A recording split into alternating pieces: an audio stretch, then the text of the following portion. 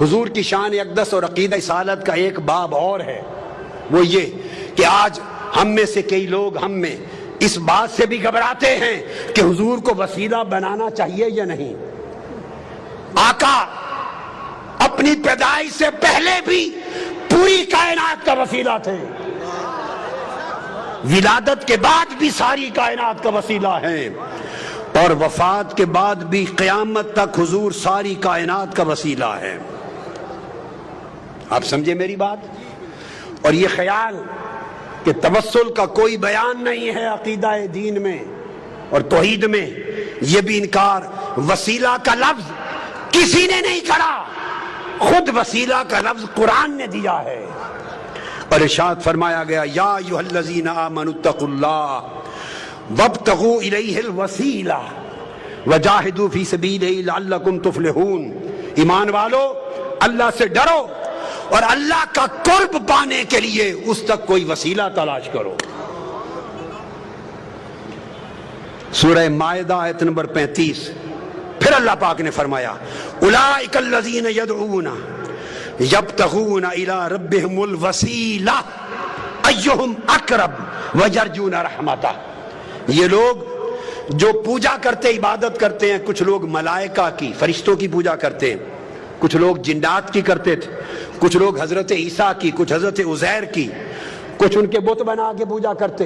قرآن نے کہا جن کی یہ عبادت کرتے ہیں، خواہ وہ حضرت عیسیٰ ہیں یا حضرت عزیر، خواہ وہ جنات ہیں یا ملائکہ، جن کے بت بنا کے عبادت کرتے ہیں، قرآن نے کہا ان کا اپنا عالم یہ ہے کہ یبتغون الی ربہم الوسیلہ، وہ خود خدا کا قرب چاہنے کے لیے وسیلہ تلاش کرتے ہیں۔ ایہم اقرب، کہ کون خدا کے زیادہ قریب ہے تاکہ اسے وسیلہ بنائے اور خدا کا قرب پالے۔ تو قرآن مجید نے اللہ کے مقرب بندوں کو وسیلہ بنانا قرآن نے نص کے ذریعے واجب بنا دیا۔ ارے وسیلے کو عقیدہ توحید کے خلاف سمجھنا یہ قرآن کا انکار اور شریعت قرآنی کی سے جہالت۔ پوچھو حضرت یوسف علیہ السلام سے، جب ان کے والد حضرت یعقوب علیہ السلام کی بینائی چلی گئی تھی اور ان کے 11 بھائی حاضر ہوئے مصر میں، جب وہ وزیر تھے، بادشاہ تھے مصر کے، اور بتایا کہ حضرت یعقوب آپ کے والد آپ کے غم میں، جب ملاقات ہو گئی تھی، غم میں رو رو کے بینائی دے بیٹھے۔ اب قرآن کہتا ہے جب پتہ چل گیا کہ بینائی چلی گئی تو کیا کرتے؟ یوسف علیہ السلام ہاتھ اٹھا کے دعا کرتے، عرض کرتے باری تعالیٰ میرے والد حضرت یعقوب کی بینائی لوٹا دے۔ آج صرف یہی طریقہ بتایا جاتا ہے نا، صرف یہ۔ تو یوسف علیہ السلام نے یہ کام نہیں کیا، کر سکتے تھے۔ اللہ کے پیغمبر سے بہتر توحید کو کون جانتا ہے؟ کرتے باری تعالیٰ میرے باپ یعقوب کو بینائی دے دے۔ حضرت یعقوب علیہ السلام خود نبی ہیں، خود نبی، وہ خود دعا کرتے مولا مجھے بینائی دے دے۔ نہ حضرت یعقوب نے خود براہ راست دعا کی، نہ حضرت یوسف علیہ السلام نے کی۔ تو کیا کیا؟ جب پتہ چلا کہ بینائی چلی گئی، اپنا قمیض اتار کے دے دیا۔ قمیض اتار کر قرآن کہتا ہے اذهبوا بقمیصی ھذا فالقوه علی وجه ابیات بصیرا فلما ان جاء البشیر فالقاه علی وجهه فارتد بصیرا۔ اپنا قمیض اتارا، جو حضرت ابراہیم علیہ السلام کے وقت سے ان کے پاس چلا آتا تھا، اتار کے قمیض دیا اور کہا یہ میرا قمیض میرے والد حضرت یعقوب کے چہرے آنکھوں پہ رکھنا، اس کے وسیلے سے بینائی آ جائے گی۔ قرآن بول رہا ہوں، پر وہ قرآن بتاتا ہے کہ جب وہ قمیض لے کے بھائی آیا، حضرت یعقوب کے چہرے پہ رکھا، حضرت یوسف کے قمیض کے وسیلے سے بینائی لوٹ آئی۔ اب وسیلے کا انکار کرنا دو پیغمبروں کی سنت کا انکار ہے اور قرآن مجید کی نص کا انکار ہے۔ یہ کیسی جاہلانہ توحید ہے جو تمہیں وسیلے سے دور لے جا رہی ہے۔ ارے وسیلہ مصطفیٰ کے بغیر تو آپ کے ہمارے باپ حضرت آدم کی توبہ بھی قبول نہ ہوتی۔ آقا علیہ السلام کی اپنی سنت دیکھیے کیا ہے. اپنی سنت آقا علیہ السلام کی کہ حضور خود بھی وسیلے سے دعا کرتے. سبحان اللہ. میں آپ کو حدیث دے رہا ہوں اور یہ حدیث دے رہا ہوں آج تک کسی محدث نے آقا کی اس دعا کی روایت کو رد نہیں کیا. رد نہیں کیا. اور وہ دعا کیا ہے کہ سیدنا علی المرتضیٰ کرم اللہ وجہ الکریم کی والدہ ماجدہ جب وفات پا گئی، حضرت فاطمہ بنت اسد بن ہاشم آقا علیہ السلام کی چچی تھی، پالا تھا، پیار کیا تھا. وفات ہو گئی جب تو آقا کو بڑا غم تھا. ان کی قبر کھودی مولا علی المرتضیٰ کی والدہ حضرت فاطمہ بنت اسد. جب قبر کھودی تو آقا علیہ السلام خود قبر میں لیٹ گئے. پھر ان کو لحد میں اتارا گیا. لحد میں اتار کر جب اتار چکے تو آقا علیہ السلام نے خود قبر پہ کھڑے ہو کے دعا کی. اب جو دعائے مصطفیٰ حضرت فاطمہ بنت اسد ام علی مرتضیٰ کی قبر پر آقا نے کی ہے وہ دعا سنیے. اس کے بعد وسیلہ مصطفیٰ کا انکار کرنا، اس کو چاہیے کہ دین اسلام چھوڑ دے، وہ بے ایمان. کسی محدث نے اس کو رد نہیں کیا. آپ نے دعا کی اور دعا کی اللہم اللذی اللہ الذی یحیی و یمیت وہو حی لا یموت اغفر لأمی فاطمہ بنت اسد ولقنہا حجتہا. اے اللہ جو زندہ اور سلامت ہے اور قائم و دائم ہے، جو فوت نہیں ہوتا، میری ماں فاطمہ بن اسد کی بخشش فرما، اس کو اس کے کلمہ کی تلقین فرما. اور آگے وَوَسِّعْ عَلَيْهَا مَدْخَلَهَا، اس کی قبر کو اس پر وسیع کر دے بے حق کے نبی کا، تجھے تیرے نبی محمد مصطفیٰ کا وسیلہ. آقا علیہ السلام دعا کر رہے ہیں، فرمایا وَسِّعْ عَلَيْهَا مَدْخَلَهَا بِحَقِّ نَبِيِّكَ، بالا باری تعالیٰ تجھے میرا واسطہ، میرا وسیلہ، محمد مصطفیٰ کا وسیلہ اس کی قبر کو وسیع کر دے. وَالْأَنْبِيَاءَ الَّذِينَ مِنْ قَبْلِ، اور ان سب نبیوں کا واسطہ وسیلہ جو مجھ سے پہلے ہوئے. اب یہ کہنا کہ اس طریقے سے دعا کرنا جائز نہیں کہ نبی کے واسطے سے بخش دے، نبیوں کے واسطے سے بخش دے، فلاں کے وسط کے وسیلے سے بخش دے، ایسا اگر کوئی شخص کہے تو اس سے بڑا جاہل کوئی نہیں ہے قرآن اور حدیث کا. آقا علیہ السلام نے سنت بنایا. اس حدیث کو سنیے، امام طبرانی نے روایت کیا، امام ابو نعیم نے روایت کیا، امام حیثمی نے روایت کیا، امام ابن حبان نے روایت کیا، امام حاکم نے روایت کیا اور کہا رجال الصحیح ہیں، اس حدیث کے رجال سند صحیح ہے. یہ آقا علیہ السلام نے خود اپنے وسیلے سے دعا کی.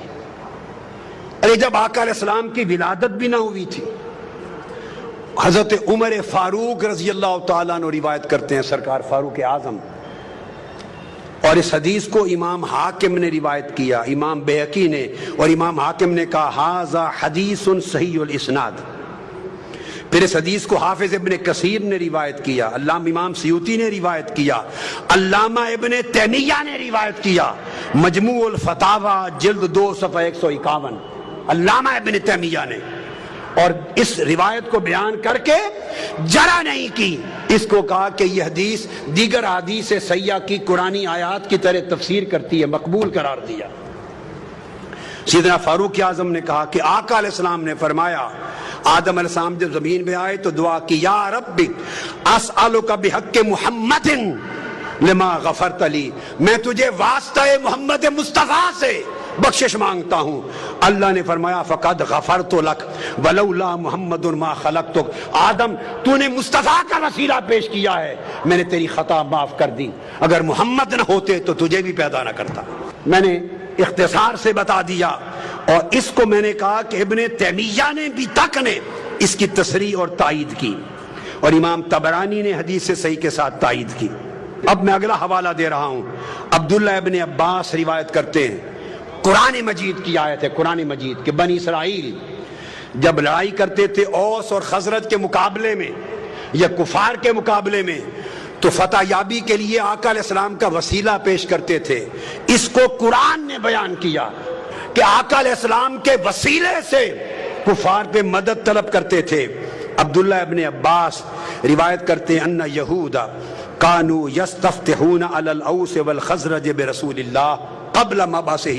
حضور کی بعثت سے پہلے اوس و خزرج پر فتح یابی کے لیے یہود حضور کے وسیلے سے دعا کرتے تھے.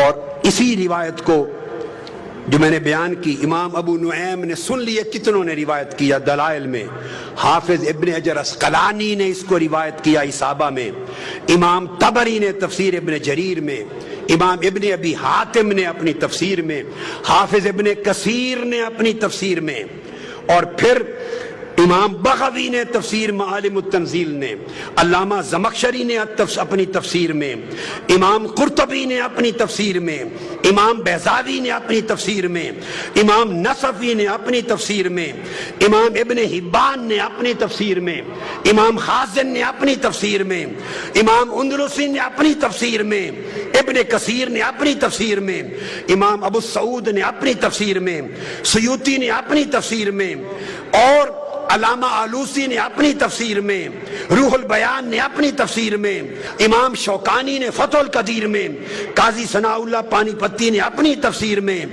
الغرض جو تفسیر دنیا کی ائمہ کی اٹھائیں, کسی ایک مفسر نے 1200 سال کے ذخیرہ تفسیر میں اس کا انکار نہیں کیا, ہر ایک نے بیان کیا.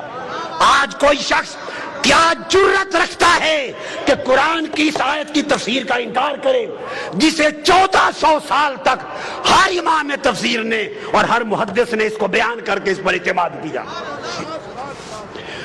حضرت معاذ نے کہا, یہود کو پکڑ لیا, حضرت بشر بن البراء نے پکڑ لیا اور کہا یہودیوں ہم جب مشرک تھے تم حضرت محمد مصطفیٰ کا وسیلہ دے کر ہم سے فتح مانگتے تھے اللہ سے اور فتح یاب ہوتے تھے, آج ہم ان پر ایمان لے آئے تم منکر ہو گئے. اتنا معروف قرآن کا حکم امام بہقی نے, امام طبری نے, ابن حاتم نے. الغرض اگر میں 500 کتب کا حوالہ دوں تو 1200 سال میں 500 تفسیریں حدیثیں پر جائیں.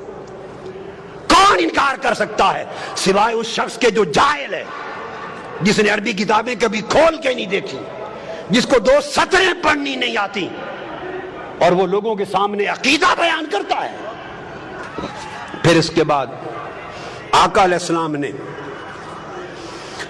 السلام نے حکم دیا, جو تو عمل تھے.